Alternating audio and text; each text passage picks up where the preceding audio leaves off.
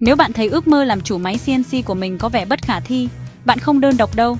Nhưng chỉ với 3 bước đơn giản, bạn sẽ vận hành máy móc như một chuyên gia. Bắt đầu thôi nào. Bước 1. Làm quen với máy của bạn. Tìm hiểu các bộ phận của nó, chức năng của chúng và cách chúng hoạt động cùng nhau. Bước 2. Tìm hiểu về G-code. Đừng lo lắng, bạn không cần phải là một thiên tài đâu.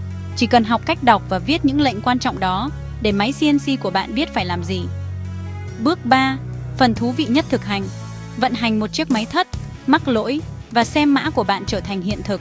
Bạn muốn được hỗ trợ từ con số 0 đến chuyên nghiệp.